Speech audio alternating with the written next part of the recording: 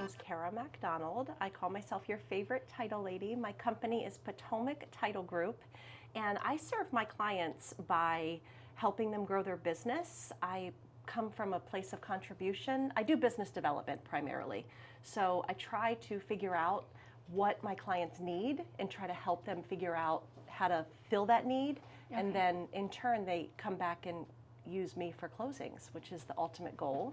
Right. But so basically, realtors are my ideal client, and I work towards getting them to use Potomac Title for their closings because it's a referral-based business. Gotcha. And how did you get into the title business? Tell me a little bit about your story and kind of what led you to this path. That's a long story. So when I was 19 years old, I was pregnant with my second child. Wow. And my sister, Daphne, she's 7 years older than me, she was in mortgage. And I was waiting tables. And she said, you need a steady paycheck with another child on the way. And so she got me a job at a title company in Fairfax City. That was my first paycheck job. I'd been waiting tables since I got out of school. And I started by ordering payoffs and just, I don't know if you know what that is, but it's basically clerical work within the title industry. So all the grunt work, I was doing the copying loan packages after closings were done and so forth. And I stayed there for 4 years, got my title insurance license after 2 years. Since then, I have worked for 6 different title companies. I worked in the office until 2012, and that's when I started my business development role. Oh, wow. That's a great journey. Yes, Yeah. It was a long journey. So I've done everything from closings to managing offices. I processed foreclosures in 2007 when the market crashed, which was super interesting, whole different side of the business.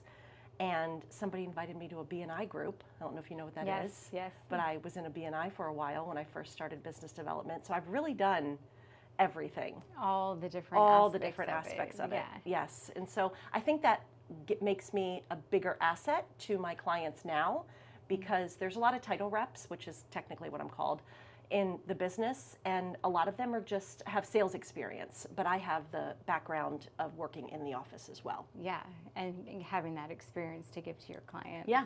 Like people can call me on a Saturday and ask me a question about how to write a contract up or ask me to pull a deed or something from land records, and I can do that for them, which is kind of sets me apart, I think. For sure. For those of us that don't know, what is exactly the title business, and a little bit about what that means. Okay, so when you buy a house, most people think of getting financing first or finding a realtor. They don't really understand what a title company is, so that's a great question. So say I'm a first-time home buyer, say I'm 25 years old, and I'm like, okay, I'm ready to buy a house. I've saved some money. I think my credit's pretty good. I'm going to talk to a realtor first, which is what normally people do. So they find, everybody knows a realtor. So you get your realtor. Amy's my realtor. Okay, Amy, what next? Well, the next thing to do is get you pre-approved for financing. So you talk to a bank or a lender. And once you go through that process and okay, I'm pre-approved to buy a $500,000 home. Next thing is where do I go to find this home? Say you want to live in Leesburg. Great. Okay. Realtor finds the house for you. You go under contract, which means you put an offer in on the house and the seller accepts your offer. Now you're under contract to buy 123 Main Street in Leesburg. Okay. That's when the title company comes in. So the title company does 3 things. We handle all the money associated with the transaction. We do the closing, and we issue title insurance. Most people don't understand what title insurance is, but we accept your earnest money deposit. We do a title search in the land records, which basically shows if there's any problems with the land or the ownership of the house.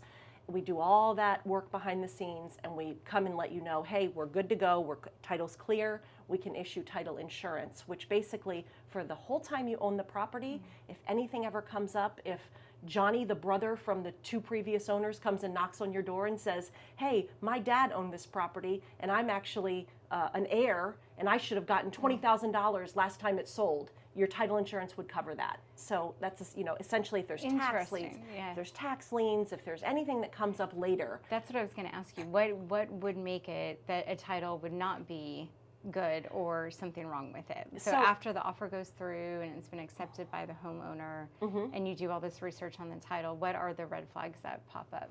Some things that pop up are unreleased deeds of trust. So every time you get a loan on a property, same as when you buy a car. You can't sell your car until you pay off your car note.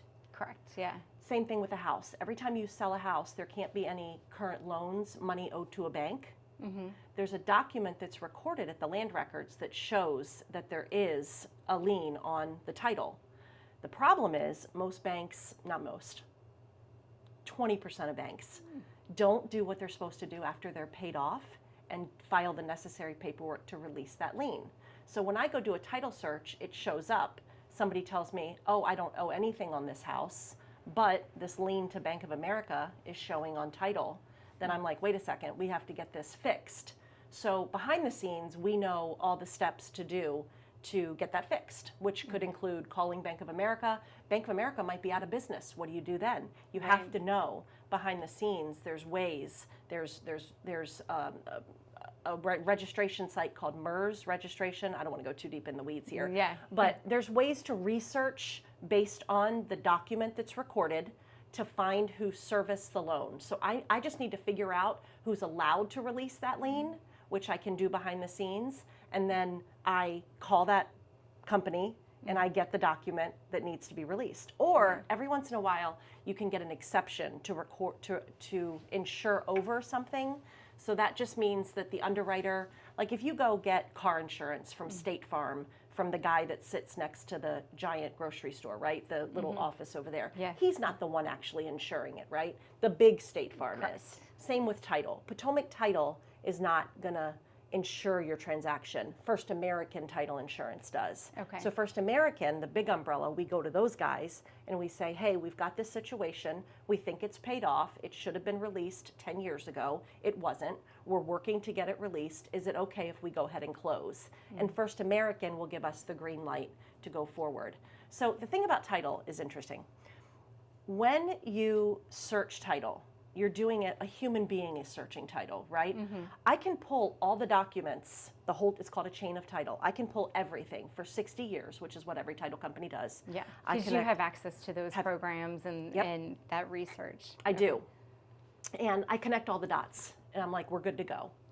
However, what if there's a forged deed? Am I, as a human being with these human eyes, going to be able to tell that John Smith didn't sign that deed, that his brother did? No. Yeah.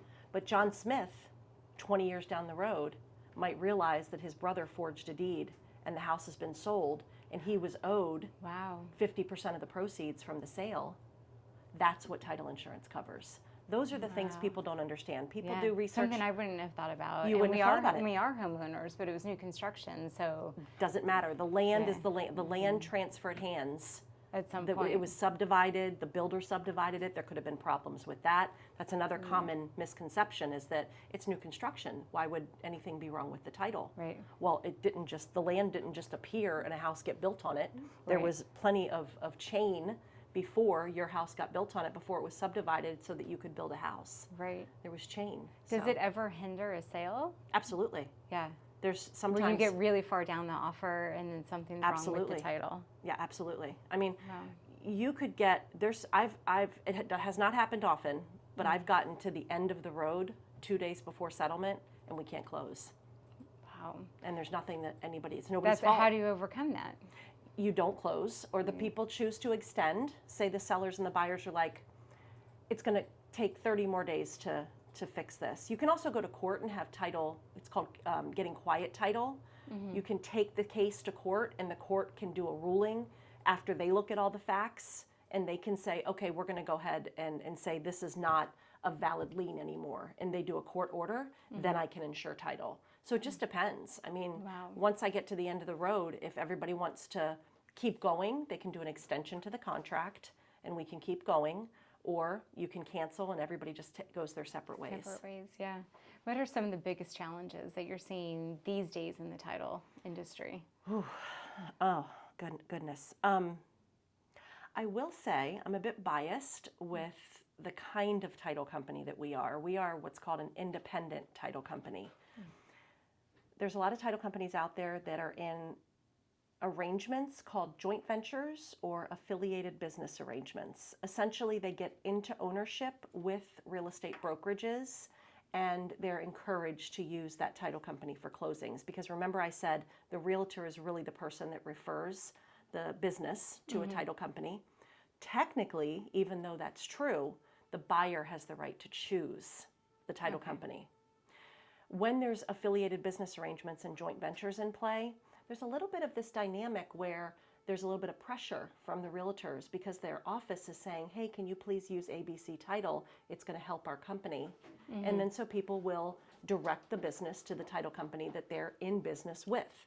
That's not really fair. I don't love that. I've been in this for 27 years. I've worked for 6 companies.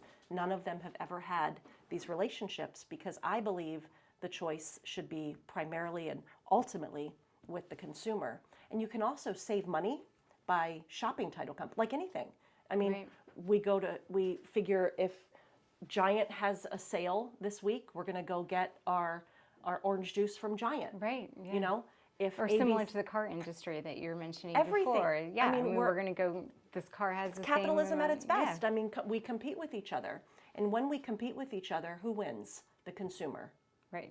You need to do your homework. You need to do your research. You need to find the best realtor for you, the best lender for you, the best title company for you, the best home inspector for you. If you need work done on your house, you're gonna research the best general contractor. You're gonna look at reviews, prices, all that. Don't just take the word of somebody. I mean, it's great, not saying that the realtors don't know, because they work with title companies and lenders all the time. Of course, they're going to know, this title company is great. They do a good job. I work with them all the time. Absolutely. Then, okay, let me get a quote from that title company. I'm also going to get a quote from this title company over here, and I'm going to see. But when you have these relationships, it takes that choice away. Sure. How many quotes do you recommend people getting? 3.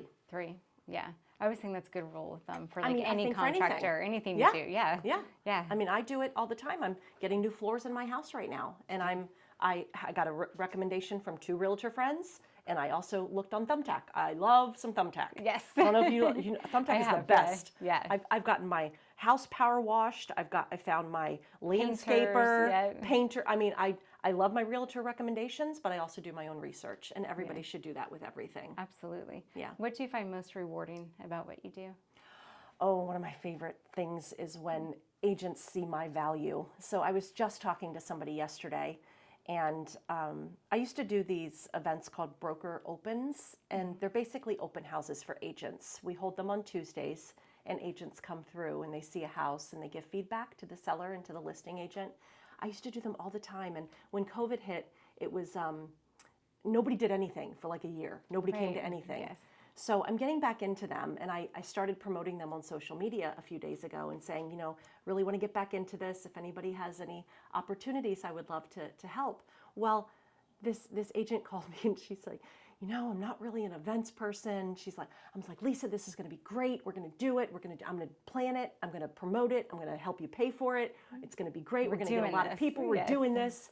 And she was like, Kara, I really appreciate your positive energy. You really bring like this extra layer of positivity and to what you do, and it helps me. And she texted me again this morning and said the same thing. She's like, I think we got a green light from the seller. We're good to go. Thank you again for your energy yesterday. And that's what I love. Like, I think that there's something about energy, right? Like what you bring to a situation is what you get back from. Sure. Now, I have my bad days, and I get up, and this market has been challenging the past year. Mm-hmm. December, January, February, I mean, I was like, am I going to be able to pay my bills? It was rough, right? It was that slow. Wow. And I've never had that in 11 years of working on commission. And I would wake up some days and feel like, I don't want to do this.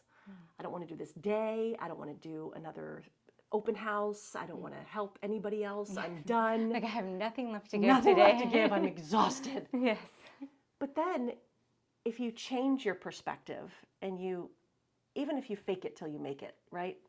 Just try to, okay, I'm going to get up and I'm going to go to my emails, going to put some positivity in that. I'm going to try to do this. I'm going to try to reach out to some clients. I'm going to try to see if I can help anybody in any way. It turns around, Yeah. You can start your day over at any time. You can turn your day around at any time. And I just love that. It's not always easy, but it's possible. And when there's a possibility, anything's possible. You know? Yeah. Yeah. What are you doing for marketing and advertising these days to get people in? Well, we do a lot of education. We have attorneys that teach classes for us.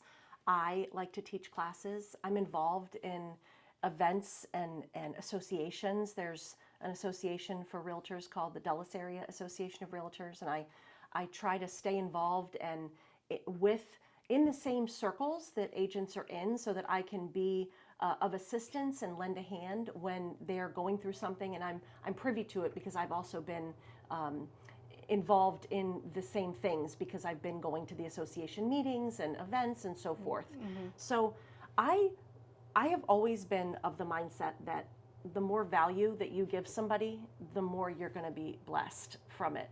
So the way that I have always marketed is I try to be an encourager. If I sit down one-on-one with somebody and they're struggling with something, I try to, again, bring my positivity to it. Or if their faith comes into it, then maybe I'll say a prayer for them if that's appropriate, or I can pray for them at another time, or things like that. That one-on-one connection is priceless. When you leave a meeting with somebody that you think is going to be all about work, and it turns into, how can I help you?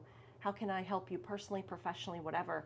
That's super fulfilling for me. So I've built a lot of connections that way. A second way that I build business and market is by teaching my social media classes, or they're really marketing classes. They're not really social media. I wouldn't say I'm a social media expert. I would say that I understand how to reach people and connect with people, and social media is just a vehicle to do that. For sure. So I teach people how to be just present for people online. If you put your best foot forward and put your authentic self forward, you're going to attract the people that you're supposed to work with. So you can also cater your business. Cater might not be the right word, but you can Tailor, thank you. You can tailor your business. So if I decide, if I'm a realtor and I want to work with first-time home buyers, where do I start? Well, your branding needs to match that. You need to have a website that attracts first-time home buyers. You need to have a social media presence that attracts first-time home buyers. And what do I mean by that? What kind of website and social media attracts first-time home buyers? Well, think like fun or professional or down to earth, or think you have to research what your ideal client is into, and then you're going to post things about that. So a lot of people that are in their late 20s, early 30s like to go to the wineries on the weekend. Maybe you're going to have a section on your website about the best wineries in Northern Virginia. Maybe you're going to post something once or twice a month about events happening at wineries. If you know that if you know that the people that you're trying to reach are concerned about possibly not having a good enough credit score, then you're going to bring a lender on and do something like this, where you talk about, what, that's a myth. Most people think that their credit's not good enough. 90% of the time, when lenders run credit, they find out that people are in the 700s totally okay. And they're totally fine. Yeah. And they've got money saved, we're good to go. Yeah. Like, it's just a matter of putting that information out there, right? Yeah. So I teach a class called Identify, Create, and Cultivate. That's been, for a long time, one of my number one classes and one of my most requested classes, and the one I get the most business from, because agents aren't hearing that message from anywhere else. So they come to me and they want my help with their marketing plan. And so I do that. What are some of your top tips as far as marketing and advertising? You said definitely figuring out your demographic and who you're marketing to. Yes. What else would you say as far as? Again, being authentic. No humble bragging. There's a lot of people out there that I did 20 million in business. Like, it's too much. It's humble bragging. I haven't heard that. Bragging. You haven't heard that? No. So I'm so blessed to have done $50 million in business this year. Like, it's just too much. I don't want you to do that. I mean, it's okay to say, like, maybe once a year, if you got an award, that's great. Right. Post that you got the award, post what you got the award for. But there's too many agents now that are posting too often about how successful they are. So, and they frame it in a way that they're just super grateful, super blessed, which you can be all those things, but you can't be all those things every other day. Do you think So, it turns people off? Absolutely turns Like, people they off. may not need my business if they're doing It attracts people. 50 million. Totally, right? Yeah. It attracts people that are like that. If you want to work with other people that are like that, then that's kind of goes back to my message before about putting a message out there that's going to attract who you want to work with. If that's who you're trying to work with, then great. That's who you're going to get. You're going to get other people just like that. But if you want to work with people that are a little bit more down to earth and a little bit more grateful and humble, then I think that message doesn't resonate with those people. Okay. And that's who I want to work with. So I think that's why I kind of don't like the humble bragging, because I want to work with people that appreciate me, that know my value, that don't expect things from me that are really unrealistic. Right. There's, in this business, there can be money exchanged, and that's not allowed, and there can be the expectation of that, paying for business, so to speak. That's not okay. I don't want to pay for anybody. I want to earn your business. I want to earn your business and keep your business, and that's another way that I market. The best way to market is to do a really good job with the business that you have so that you get repeat business. Right, so they come back. They come back. Yeah. And they refer their friends. That's what I really love. I'm going to do an event in September where I invite some of my biggest fans, so to speak, people that I work with that really love me and love Potomac Title. And I'm going to ask them to invite somebody that might want a relationship with a title company that they have already with a title company. So I'm excited about that because I think it's like you surround yourself with 5 people that are most like you, right? So with that concept in mind, if I work with Amy, and Amy is somebody that I really love working with, Amy probably has a couple of friends somebody else, yeah. that I would really love working with too. What's that expression that you're only as good as the people you surround yourself Yes, with, right? Yes. Yeah. I don't know it, but I It's know what you're something talking about. along those lines. Yes, So, but how yes. important it is to have like-minded people that you get along with and that bring you up instead of bring you down. Absolutely. And that you can work well with. Yeah. So it sounds like you're getting back into doing more of your teaching and workshops. Where else do you see your title business going? What's the future hold we're for you? always growing. We have, like I said, this past year was a bit challenging, so we didn't hire anybody new that didn't replace somebody that left. So we did have one girl leave, and we replaced her, and we had another girl go on maternity leave, and we had to bring somebody in to cover her. But I see us in the next 18 months to 2 years growing substantially. I think that there's opportunity for people to work with us that want to work with an independent title company and want the service that we provide. We have, because we're smaller, where there's only 7 of us, people tell me all the time that they like that smaller feel. And even though that kind of is counterintuitive to growing, you can grow smartly and keep that feel. Yes. So I want really a lot to keep that culture, but grow a little bit. Like, I'm not out here to be like a multimillionaire. Like, I want to live comfortably like we all do. I want to have a good base of clients. I want to be able to, pay my bills and it's great to grow. But I see strategic growth happening in the next 18 months to 2 years, where we've made some really great hires, and with the 2 people that we brought on, I'm super excited about these 2 people. That one of them is just fantastic, and the other she's about a month in, and I just told her yesterday, I said, I really am impressed with you, and she has never done title before, so it kind of reminds me of me. Yeah. So she's like the beginning person and sending out the welcome emails, and she just caught on really fast, and that impresses me. And I'm like, it's important that we tell people and compliment people when we're impressed with them, when right? they're doing a good job, right? Not for just when there's a problem, right? Yeah. So I really try to do that, and I told her yesterday, and it was funny because we had this exchange in the emails, because 3 or 4 different people from the office were on the email, and somebody said, "What about me? What about me?" And I'm like, "You're amazing too. You're amazing too. Everybody's amazing. Yes. I'm so happy. We're all amazing. Yes. Yeah. So I see strategic growth. I do not see explosive growth. Yeah. We don't want that. But there is something to be said about quality over quantity. Absolutely. And being at a place that you can give that 100% to your clients instead of that 20%, and that they're just feeling like a number. Absolutely. Right? Absolutely. I mean, so many people have come to me, like it goes to what I said before about the family feel. They've come to me and they feel lost at the other title companies. There's a lot of great title companies out there. I don't mean to bash anybody, but there's some that are pretty big. And when you're big, it's harder to really have everybody at the office treat your clients like they know them, like their family. Like, it's really impressive when an agent walks into the office and the receptionist knows her first name. Yeah. And she knows, oh, how was Johnny's birthday last weekend or something. Yeah. Like, we try to. It feels good. Like this morning, I texted one of my clients I've worked with for, I don't know, 12 years now. Since I started, he was literally one of my first ones. And I texted everybody in my office and included him because it's his birthday. And I said, happy birthday from your favorite title team.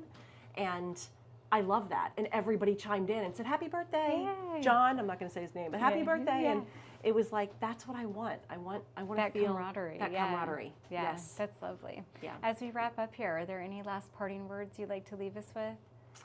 I just want to say that I'm super grateful to be in the position that I'm in, to be able, I felt called 11 years ago to step away from an office setting and come out and do marketing and business development because I knew I'd be able to reach more people and affect more people. Mm-hmm. And it's been the best ride I've ever experienced. And I've been able to do so much with my life and with my family as a result of it.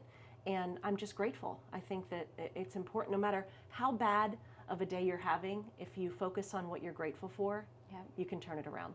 And what you can do just a little bit better each day. Absolutely, right? Absolutely. Yeah. Always improving. I'm a big self-help, yes, self-awareness, read all the books, have all the things. Yes, I love it. It shows. You're radiating with joy right now. Thank you. Thank you. Thank you for being here today, and thank you for sharing your story with us. You're welcome. Thanks for having me. Pleasure.